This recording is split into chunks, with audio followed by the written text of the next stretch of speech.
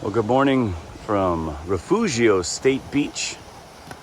This is just north of Santa Barbara in Southern California. Wonderful cove here. Little longboarding spot right here. I'm not much of a longboarding guy, but I am a rock guy. And I saw this over here. Thought I'd come check it out. From what I read, this is the Rincon Formation. Bits of it are also part of the Monterey Formation. Primarily all marine sediments. So we got siltstone, mudstone, shale, fine-grained sandstone. Marine environment deposits. So let's kick some rocks around, see if we can find anything interesting. So let's check out some of the detritus from this formation, and one would assume that it's going to be primarily made of the same stuff, right? So we got mudstones, siltstones, shale. There's also this looks like a breccia, right? So you got angled clasts there. Okay, so we got breccia. Let's see what else we got here. Oh, look at this one. This is a, let's say, it's a conglomerate.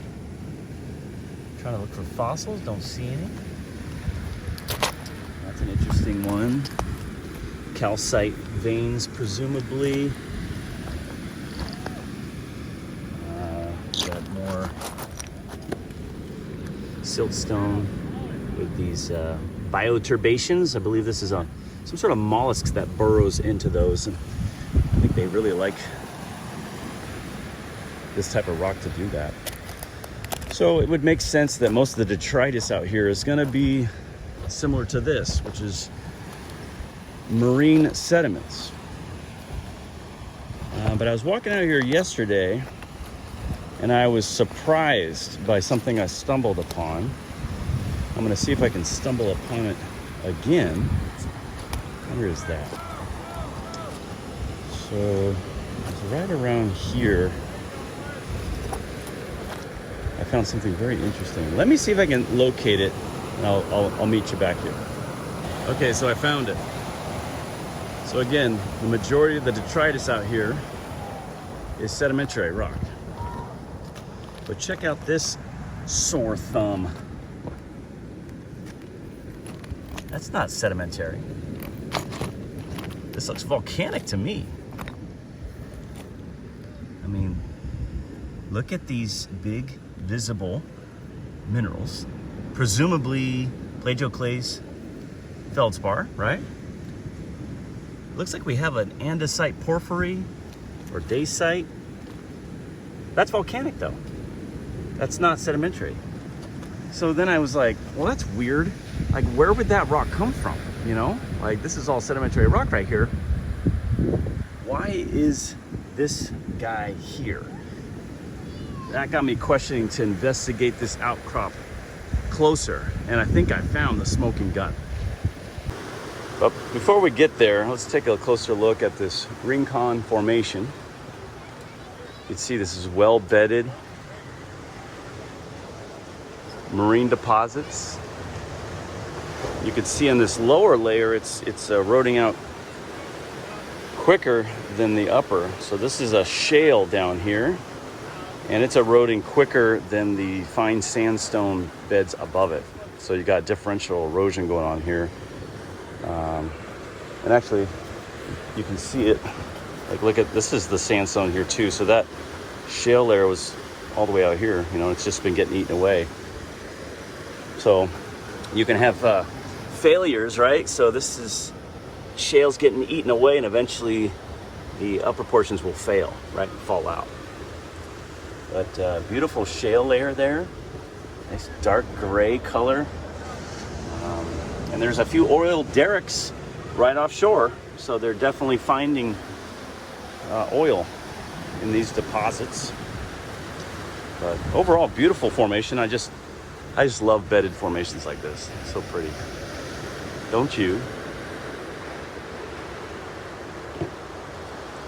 Beautiful. All right, I got my back to the ocean. That's not very smart, but I thought it worth it to get this shot for you. Again, you see there's, yikes. You see that there's differential erosion here, right? Got the sandstone, and presumably buried in there is that shale layer. Ooh, let's beat this wave. Let's get around the corner. Okay, here's another one. All right, so differential erosion. Yeah, right there you can see that shale right in the center of the screen kind of pinches out there, and it probably continued this way. But as you can see, the waves have done a number on it, creating this sandstone overhang. Right? Wow, look at that, huh? And I almost sense a fault right here. Right? I see something right there. Things are offset right through there. That shale layer just kind of pinches out. That looks kind of interesting. I don't know much about this formation, but I just thought it looked cool. I just wanted to take you along with me. I don't want to go that way. Let's see if I can climb up this thing somehow without slipping. Oh gosh, that is slippery. You know what? Let's go this way. Oh, actually, look at this. How cool is this, huh? So now we're looking at the top of the plane of that fine sandstone. But look at these, almost looks like staining. But if you notice, they are right around where all the fractures are. You see that? Here, let me change my settings here. Bam. See that?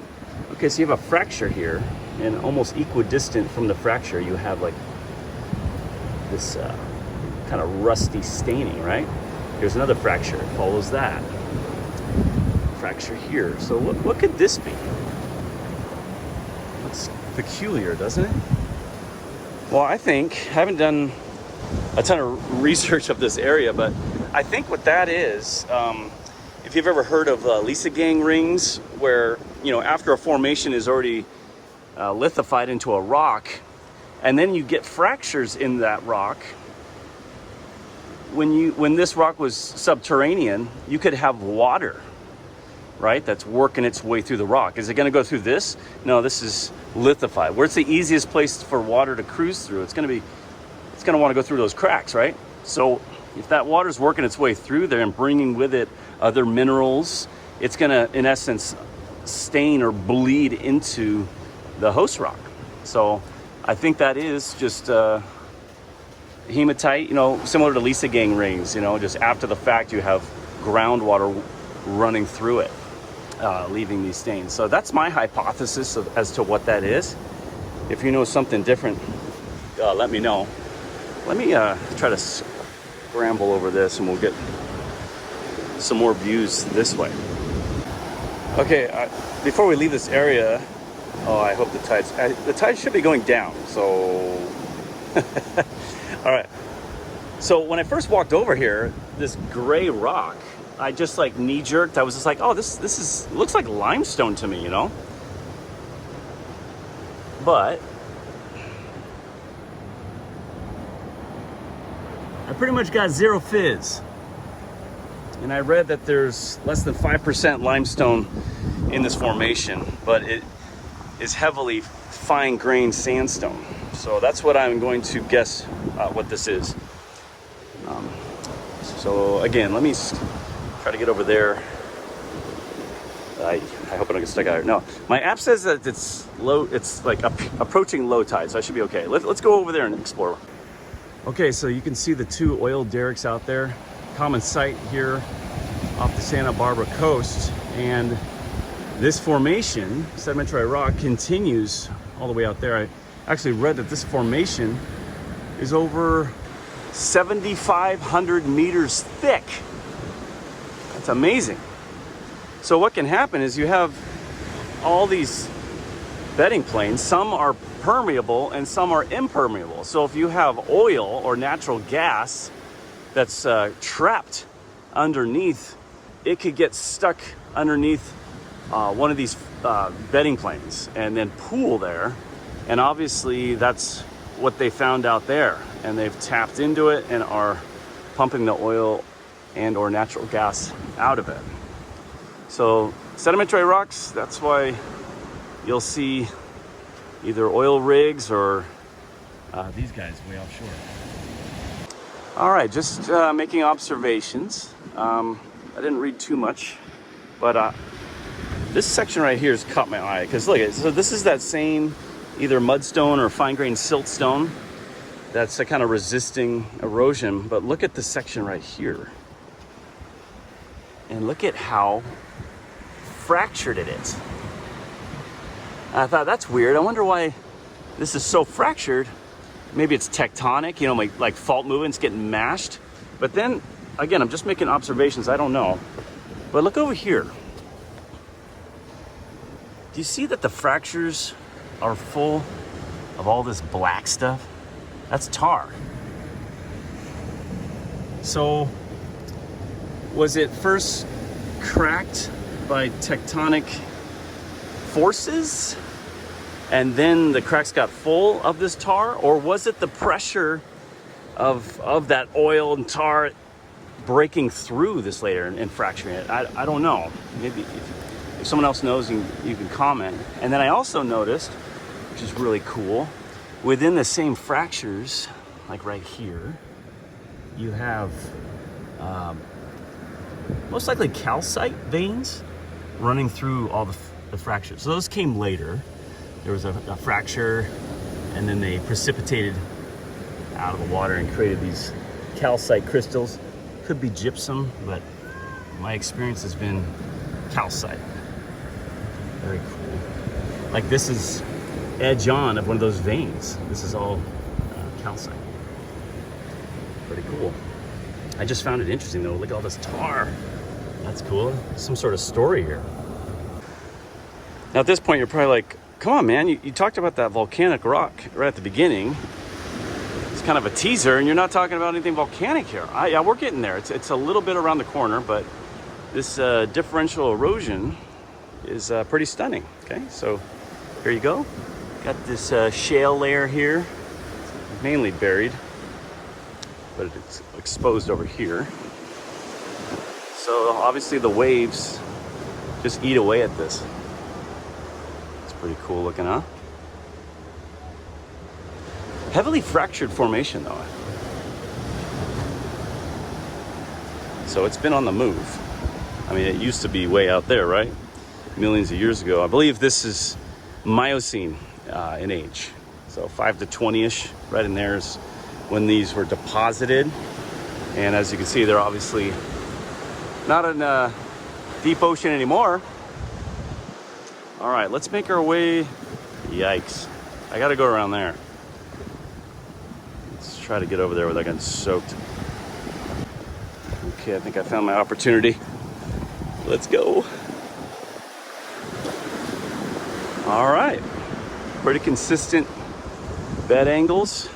Got the mudstone into the fine grained sandstone, more sandstone, the top edge over here. Beautiful. Oh, check this out. No, that's not bird poop. If it is, that bird needs to see a doctor, but that's tar. Okay, beautiful. Got shale here. Nice. Okay, let's make our way over here. But check out the bedding. I love how the beds are just, there's nothing more satisfying when the beds are all perfectly parallel. It's just something so satisfying about that I just love. Let's see. Yeah, that's interesting, right? Like it's got a lot of divots, like some bioturbations maybe on that, or it could just be bits of rock chipping it from the waves. Okay, so this is where I came last time, and I noticed this. It's like, whoa, like what's here? There's a layer here that is eroding so much quicker than all this, right? Look at this. So it caused me to walk this way.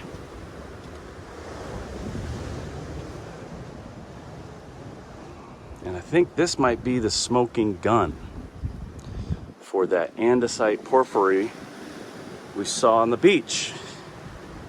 So let's just observe this right here. So obviously this is the layer that is being eroded quickly. But what is it? Okay, so again, I'm just making observations. I did some light research. I don't have much reception, so I can't do thorough. But then I was like, okay, what is this layer? You know, and look, like if I look at this rock, it's that same andesite porphyry. You see that? Do you see the big minerals? They look like vesicles because some of the minerals, like over here, specifically, I believe they're weathering out, right? Giving it this vesicle look, which is also volcanic. If I'm making an assumption, and this is how it's supposed to look all the time, then that looks volcanic. But if you go up further here, you can see that those were once filled, okay? So that, to me, looks like a volcanic rock, right? A intrusive. It looks like an andesite, because you have these huge minerals in a bed of other fine-grained minerals, but that's just a telltale sign of an intrusive volcanic rock, igneous. So now that we step back, okay, and look at the angle of the bedding planes, and that one is in pretty much the same angle. So what I think we have here is a sill, an igneous rock, an intrusive igneous rock sill. Now a dike, real similar to a dike would be cutting across the beds. But this one is actually following the beds, which I believe they call that a sill. So isn't that something? Could this be a volcanic intrusion in this formation? And then obviously something happened on either side here. It looks like it intruded the shale or some sort of mudstone, but I don't know what it did to it. It cooked it, obliterated it, and you can see that it's all rusted on either side, presumably from the igneous rock, right? As it weathers, it's leaching that into the surrounding areas on either side of it and causing it to weather and erode quicker. So how about that? I mean, again, I haven't confirmed this. Give me your thoughts in the comments. But I think I have an intrusive igneous rock, a sill, intruding these sedimentary rocks. And it actually works out in time, because during the Miocene in Southern California, there was extension when you had the San Andreas Fault coming in and creating the LA Basin with that clockwise rotation that later became the transverse ranges. You had all this movement, and with all that extension, you did have intrusion of magma filling in cracks and volcanic activity. So I think it all lines up and it matches. But I mean, again, look up here. This is very fine mudstone or very fine sandstone. Same thing over here. But when you look at this closely, I don't think that is sedimentary. That looks igneous to me. And we'll go back and look at that rock, that detritus, right? And it looks exactly like this. It's kind of got that green matrix with the big feldspar, presumably feldspar minerals like this. So we'll go back to that detritus and you let me know, we can compare them. But how cool is that if that's the case, you know? Like, that's a cool event. You have all this marine deposition, right? Silts and muds and fine-grained sands. Let's zoom you out a little bit, give you the big picture. And then there was a pulse of magma, right? That came up, and a finger of it found a weak spot within this and just forced its way in. Now, it wasn't strong enough to go across the layers, or there was no fracture. So it found its way in and just pushed its way nice and parallel with the bedding planes. I hope that's what that is. Let me know what you think. That is really cool if that's what that is. I feel very confident that's what I'm looking at here. What a cool story, huh? All right, we're back to the beach. Maybe we should just do some honorable mentions here. That's a pretty interesting rock, huh? Little vein. Oh, here we got some more conglomerate. Sedimentary, right? Okay. Now we just got to find our igneous friend. And more bioturbations in that guy. I have no idea what's going on here. That just looks like a straight up diorite granitic rock right there. Where'd you come from? There's obviously a story there, but the igneous rocks are definitely of the minority here. Everything out here is just mudstones, fine grained sandstone, some little bit of conglomerate, little breccia here and there, but not much in the way of igneous rocks. But hopefully you enjoyed that story. Here's our friend. So it's just, yeah, got a piece of tar on them for good measure. So it's just really cool to look at that and how this rock being here amongst all this sedimentary rock can tell a story, or at least be a smoking gun. Oh, that's right, I have the sample. Oh, it's kind of broken up in my, yeah. I think those are pretty similar. This one's obviously much more weathered, but I believe that's what we had over there. We had a sill of either dacite or andesite porphyry. These big old crystals, beautiful. Again, the stories that just one rock can tell us about what was going on, and it does kind of match up with the geologic history here of the extension. There was volcanics here, and we did have intrusion by magma in different areas, and this obviously is one. What do you think? Do you think I'm onto something, or do you think I'm nuts? Either way, I'm still having a good time. Thanks for watching.